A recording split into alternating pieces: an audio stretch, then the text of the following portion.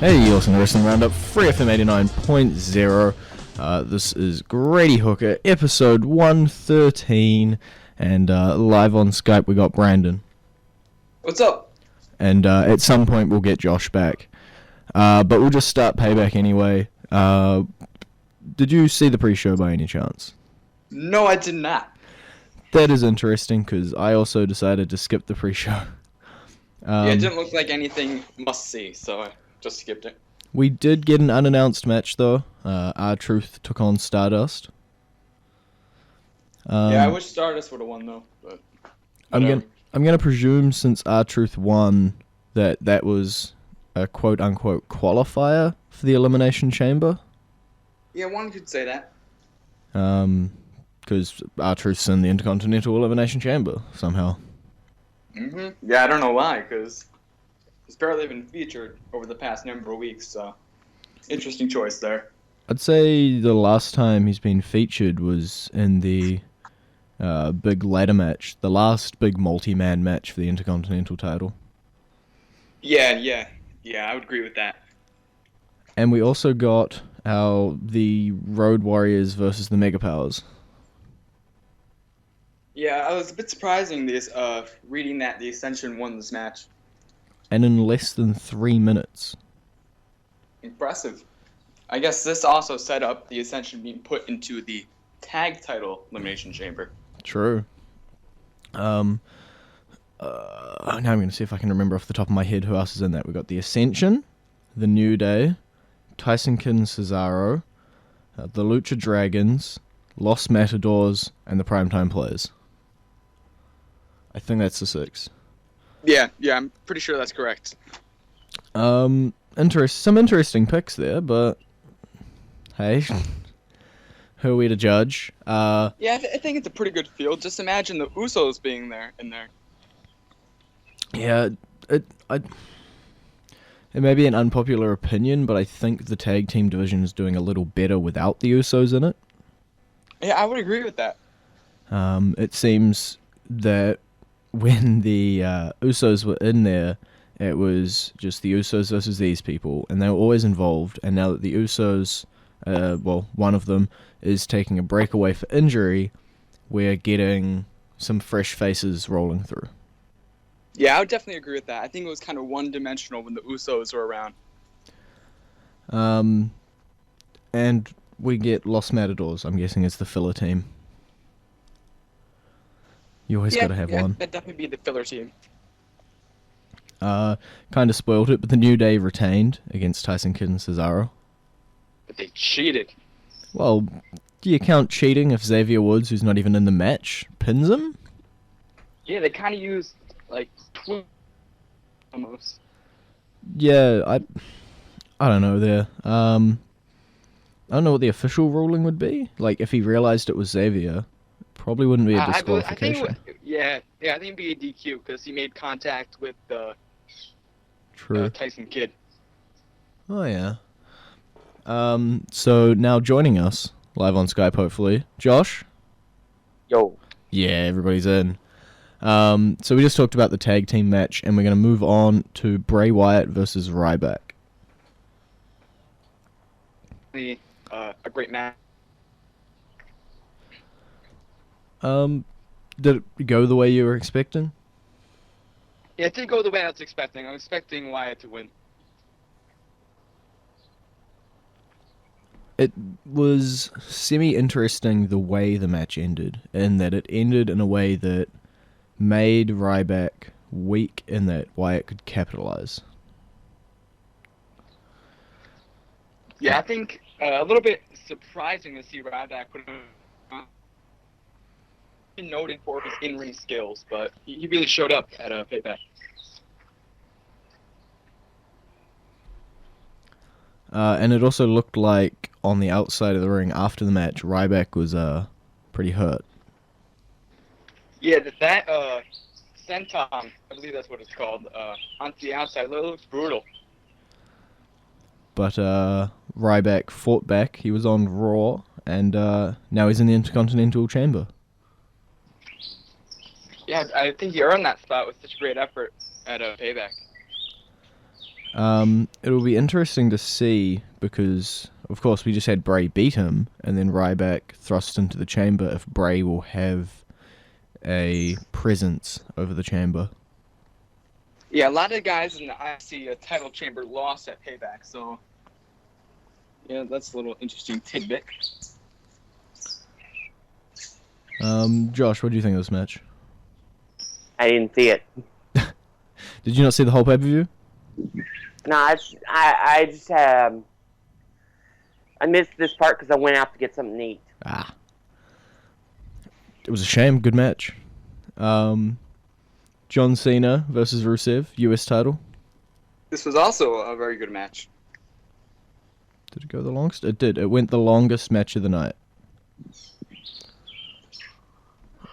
And did anybody see it ending a different way? The only other way I could have seen the match ending is maybe Rusev locking the accolade on Lana, forcing John Cena to give up to say Lana. Oh, yeah. I could see but it. other than that, this match ended exactly the way I expected it to. And luckily, we're not going to get Rusev versus Cena 6. I wouldn't say luckily, because the matches they put on have been decent, pretty good. I think it's a storyline that's run its course. I think no matter how good the matches are that you put on, there's a limit to how many of those you can put on. Especially and that with the was escalating definitely steps. the blow-off. That was the end of the feud. Unless you translated can't go his anywhere Russian. from there. What was it? His Russian included, I give up and I will crush you next time. And damn your old mother. And damn your old mother. Might have been a loose translation there. But we got our next competitor for the US title. And I don't know if it is for the title. Oh, good point. Title match. I don't know. I will have to go look that up. But Kevin Owens took a step from NXT and came up. Yeah, it's definitely. I think it was just an awesome moment. I'm pretty sure I threw that out. I've been saying all along that the guy that should take the title from Cena is Kevin Owens. But much like Sami Zayn, is this his Raw debut or is this a one-off? It's the question we got to ask. I think happening at Elimination Chamber is. Yeah, I could see. I don't know. It seems like it's a debut. Because the match is going to occur on a pay-per-view. I think that's why it's a debut and not a one-off. Yeah. We'll find out at Elimination Chamber. But for now, we'll go into the classic entrance theme, or song, should I say. It's No Way Out 2005's It's Enemy by Fozzy.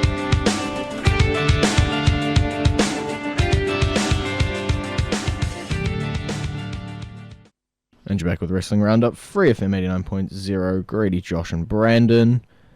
So where'd we left off? We just did that match, and we're now moving on to the Divas Tag Match. Yeah, I didn't really pay attention to this match. I don't know about you guys. I watched it, with like air quotes around watched. It was fine.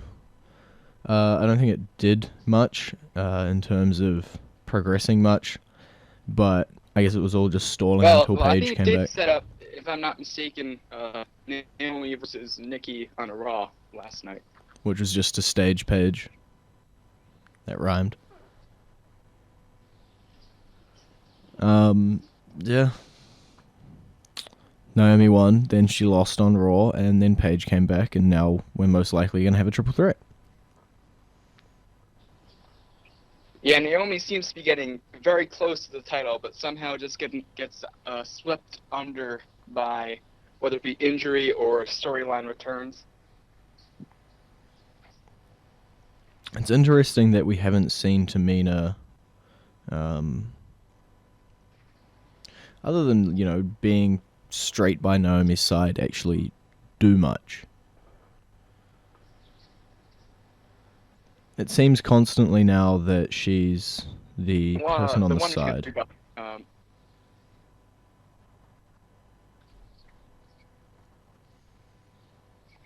But we'll go on to the next match.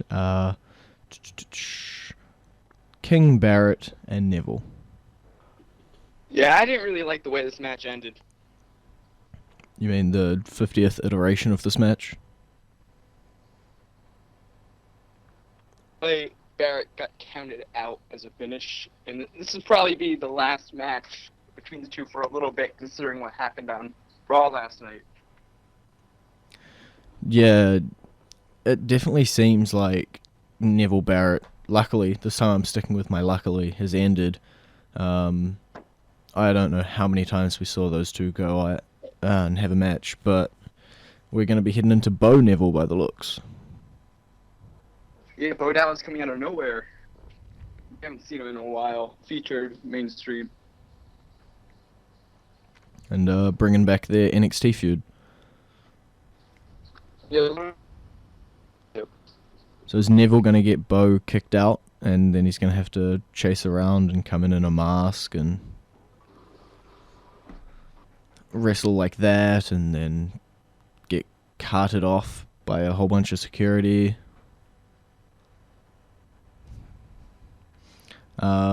But that was NXT. It seems like NXT is becoming more and more mainstream. Yeah, NXT is becoming its own WWE. It has an aura around it that can't be matched by any other promotion, in my opinion. Even if Global Force is trying. Yeah, I'm not too sure about Global Force Wrestling just yet, because I don't even know if they have a TV deal. But it just seems they're trying to hire as many former WWE guys. They're signing their fair share of young, up-and-coming guys that work in New Japan Pro Wrestling, Ring of Honor.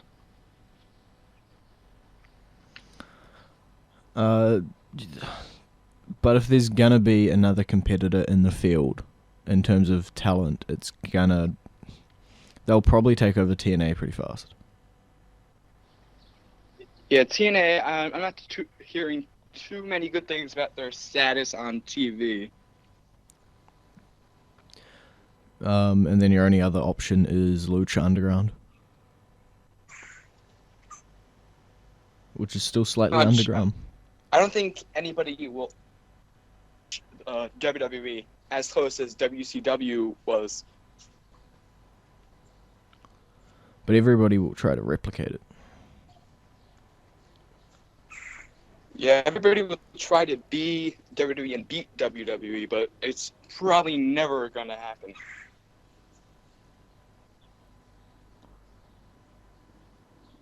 It is a non-title match. The US John Cena versus Kevin Owens at Elimination Chamber. I think that is good news for Kevin Owens. Yeah, Wikipedia said, it's a United States title match, but I'm going off WWE.com and it says, at Elimination Chamber, NXT champion Kevin Owens will face the illustrious United States champion John Cena in a non-title match. Which means we can let Owens win. He's going to win this one. I don't know how, but I think that pretty much solidifies an Owens win. Well, my thoughts are that Kevin Owens beats Sami Zayn to retain the title at TakeOver, then loses the title to the number one contender on the next NXT, and then demands the title match at Elimination Chamber and wins the title. Oh, yeah. He did do his whole speech about being a prize fighter. Yep. So if he doesn't have a prize, I guess he'd want another prize. And then again, you've also got some crazy conspiracy theory with Samoa Joe being Hideo Itami's replacement. Yep. don't know what's happening there. Though, make your wild guesses, because by the time this airs, NXT would have had their show. So, congratulations Owens for retaining, and Tyler Breeze for being the number one contender. I have no idea. No. I think we can all agree it's not going to be Tyler Breeze winning it. Yeah. Either way, we'll roll into the current song. It was the pay-per-view's theme, Payback 2015, Friction by Imagine Dragons.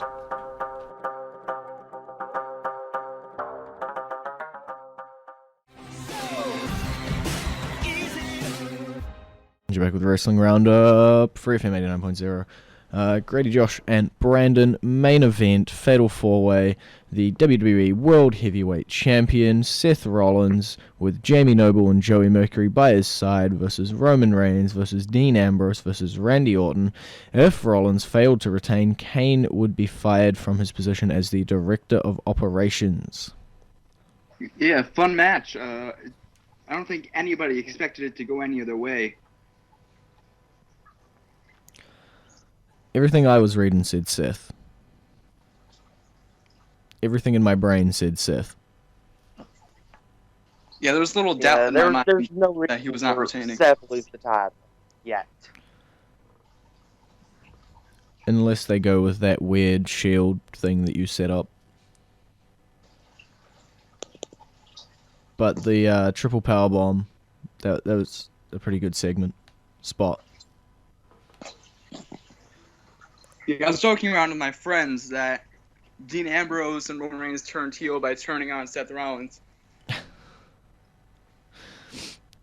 Yeah, then they did a two-man. And then we had the best line of the night, which was "There's nothing else to do." Loser buys the Bears.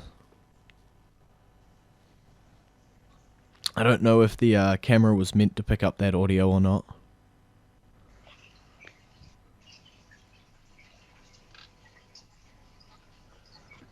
But overall, I thought the Fatal 4-Way match itself was a great match. Yeah, I definitely agree. It definitely came close to being a 5-star match for me. And strangely enough, with Elimination Chamber being only 2 weeks away, Dean Ambrose versus Seth Rollins being set as the main event for that pay-per-view. Yeah, another win for Rollins, most likely. Hopefully, maybe a clean one. You expect there to be a clean Seth Rollins victory. But it does leave, currently, Orton and Reigns off the card. I'm kind of expecting Roman Reigns and Randy Orton will go at it to determine the number one contender for Money in the Bank. Possibly, yes.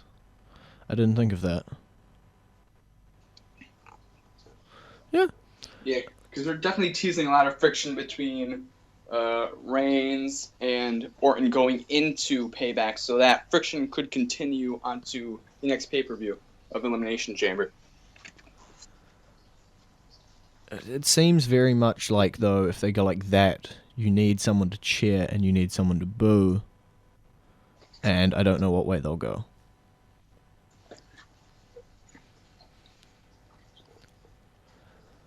But as far as we can see, Elimination Chamber, 2 weeks. Any opinions on having a pay-per-view 2 weeks after the other one? I don't mind that at all, as long as the build-up is good. And as of Raw last night, I think the build-up has been tremendous. I think this helps blows off a few feuds, and really, this was really just supposed to be a house show that got upgraded. Yeah. I thought it made more sense as a network special with just 1 or 2 chamber matches, but fully fledged pay-per-view, I guess.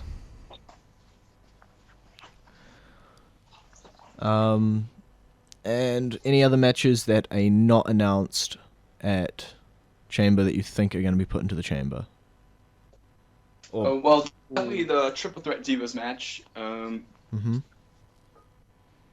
There won't be another Chamber match. That's for sure. There'll be just two. Yeah, I meant the pay-per-view. I screwed up. Yeah. Neville Bow. Yeah. Yes. Neville Bow, maybe. I could see Luke Harper and Eric Rowan having a match, maybe against the Meta Powers. Yeah. Rose Fandango on the pre-show. I wonder if Bray Wyatt will have a match on the show. I guess it knows? depends. If he's gonna know interfere. one thing, there is a placeholder for another match. So there's at least going to be one more match on the WWE website. Oh, yeah. Yeah. Interesting. Because it's got the 4 matches that have been announced. And then there's off to the side, there's like 2 vacant appearing there. Okay. They're just like silhouettes of 2 people. So at least there's going to be at least one more match. Yeah. I imagine since it's going to be like your general pay-per-view, we're going to have a few, and then we're going to have a pre-show, and we're going to have to fill a card. That's what we've got 4 now, so we're probably going to have 2 more on the main card and then a pre-show. Just a guess. But is there anybody else who's missing off the card? Definitely Bray Wyatt. Looking at the card is hard finding an opponent worthy for him. The only way I can see it going is if Bray interferes and costs Ryback or someone else their spot. Yeah, I don't know. I think Ryback is going to lean into a feud with Sheamus, actually, after Raw last night. Yeah. R-Truth gets Kofi'd. That would be amazing, and that would make me tremendously happy. There you go. You heard it here first. Honestly, I actually would rather have R-Truth win the championship. You were all for him winning it at Mania. Yeah. He should have won it. Most entertaining thing about that whole feud the entire time, leading up to WrestleMania. About halfway through the competitors' announcements, though, weren't we set on Neville being the next Intercontinental Champ? Well, he's not in the match, so what can I do? You can pick King Barrett and go back to that feud, with Barrett holding the title and doing nothing. Yeah, Rusev being in the Chamber match is pretty interesting. I don't think he's going to win. I think Lana will probably come out like a bikini or something and distract him. I think it's easier to say who's not going to win than who's going to win. I think Sheamus is the 100% favorite right now. Actually, I think my favorite, to be honest, Rusev. Okay. Just to be different, I'll put mine on Ziggler. Okay, so we've hit our time. It's been great talking to you two. Same to you. So. As you can visit our Facebook page, facebook.com/Wrestling Roundup Radio, our Twitter page, twitter.com/Wrestling Radio, our website, wrestlingroundup.host22.com, wrestlingroundup.host22.com, and so